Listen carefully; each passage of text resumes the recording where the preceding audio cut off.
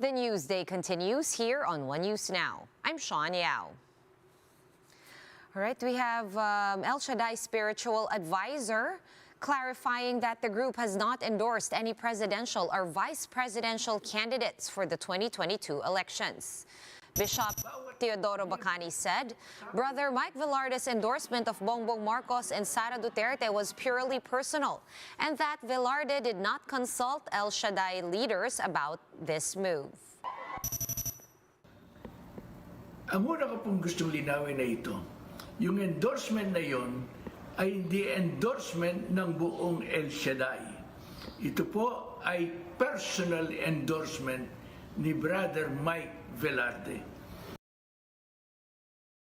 Bishop Bacani said their members are free to endorse whomever candidate they prefer, but personally believes that Velarde's endorsement of Marcos Jr. is questionable.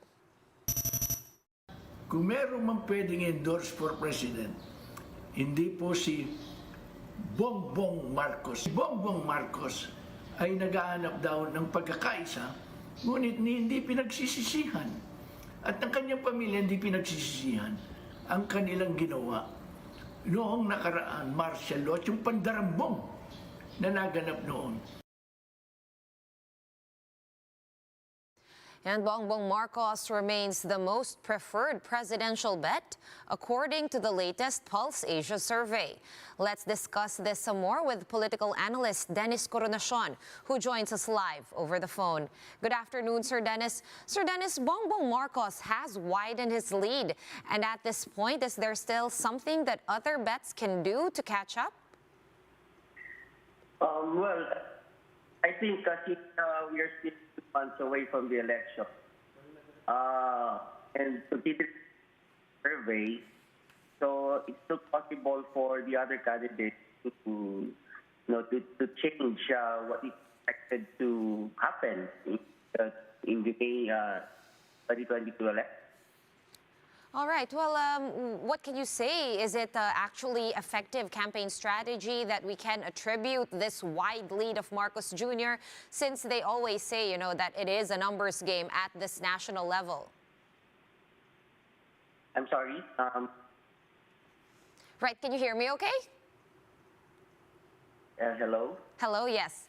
Yes, I was asking if it is indeed effective campaign strategy or some special attribute that we can attribute this wide lead of Marcos Jr., since they say that politics is a numbers game at the national level.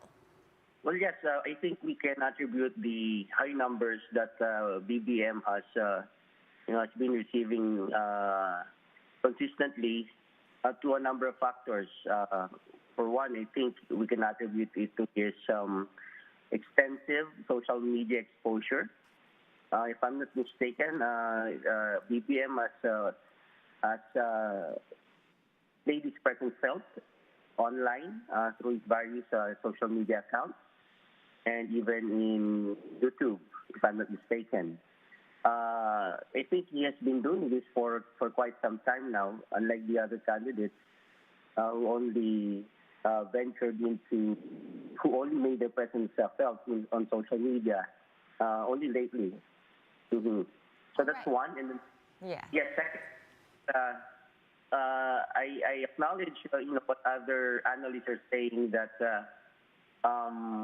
that BBM has been, again, in connection to his social media presence, he has been trying to portray an image that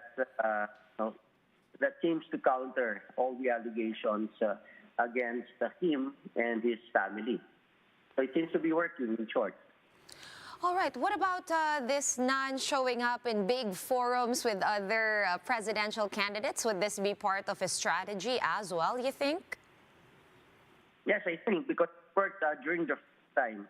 Remember that when he was invited in the first presidential forum, wherein he declined, it seems that it did not affect his campaign at all. It did not affect his numbers at all. Since his numbers have gone up from, I think, 50+%, and now he is 60%. So I don't think that this presidential campaign has caused avoiding this presidential campaign doesn't seem to affect or cause a dent on his, on his high ratings. All right. Going back to that Pulse Asia survey, we of course have Vice President Robredo coming in second, albeit with a wide lead for Bongbong Marcos. And there is of course Isko right behind, sort of tied with Manny Pacquiao. Who among them has the bigger chance of closing that gap with Marcos Jr.? Well, I don't think there has the chance because of the very wide lead, as you said. So we are talking of 60% against the second highest, which is 16%. So it's really a very huge margin. So I think on the part of Robredo, who is leading among the other candidates, she should. I think it's about time for her to revisit or rethink her campaign strategy so that she can close the gap, the very wide gap between her and BBM. Or if not, try to convince the other candidates like Manny Pacquiao and, although this is a long shot, and Isko Moreno to withdraw to withdraw their candidacies and instead throw their support to her. All right, that's kind of a big ask. Now, how do you assess the soundness and effectivity of the major campaigns so far from all our, top presidential bets, Sir Dennis? Well, like I said, it seems that the strategies, political strategies of Robredo, Pacquiao, Lacson, and then the others, they seem to be not working. When faced side by side with the campaign strategy of BBM. So they really have to, in the remaining, how many days? I think less than 80 days. They have to really think hard as to, to find out what's wrong with what they're doing. For one, I can tell them that all the criticisms that they had thrown at BBM are not working. In other words, they don't resonate with the public. The issue about the ill-gotten wealth, the issue about what else?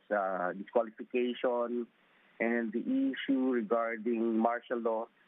All of these things seem to be not working. So they really have to look for, other things that the people would, or other issues that would resonate to the people. All right, now let's move down to the senatorial aspirants, Sir Dennis. Some of them have jumped from one party to another. They've been dropped from one slate or another. What are the implications of all this jumping ship and getting dropped off slates and being guest candidates on multiple slates? Well, it only goes that, these senatorial candidates do not really have a loyalty to a particular party.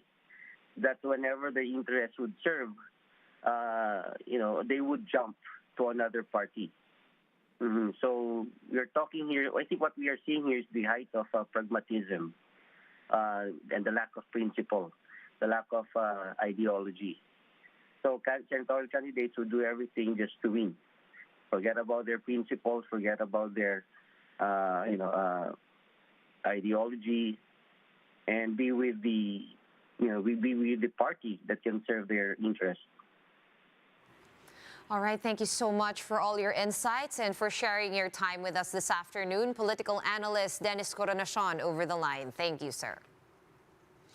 In other news, the IATF has placed 7 areas under Alert Level 3 from February 16 until 28.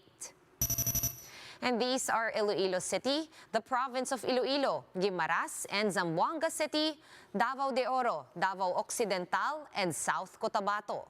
Meanwhile, Metro Manila and the rest of the country are under Alert Level 2. Under this alert level status, certain establishments and activities are allowed at 50% capacity indoors and 70% outdoors for the fully vaccinated. An overseas Filipino worker in the Ukraine says the tension with Russia is hardly felt.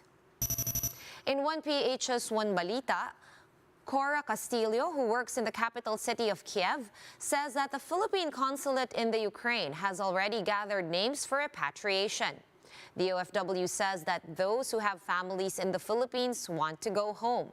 However, there are some who remain undecided as they are not keen on leaving their jobs. May tulong po yung government natin na ililibre nila lahat ng ticket namin para makauwi ng Pilipinas. So thankful po kami doon. Lahat po kaming OFW. Nagpapasalamat po kami doon. Pero hindi naman po kasi ganun kadali para iwan na lang namin yung trabaho namin dito. Kasi ano po yung magiging buhay po namin kung babalik kami ng Pilipinas. For more updates, visit News 5, the Philippine Star, and Business World online. Visit our website, onenews.ph, for more in-depth analysis. You can also catch One News on the Signal Play app. Register for a free account at www.signalplay.com and stream One News live anytime, anywhere. Masks on, wash hands, and stay safe, Philippines. I am Sean Yao. We are One News.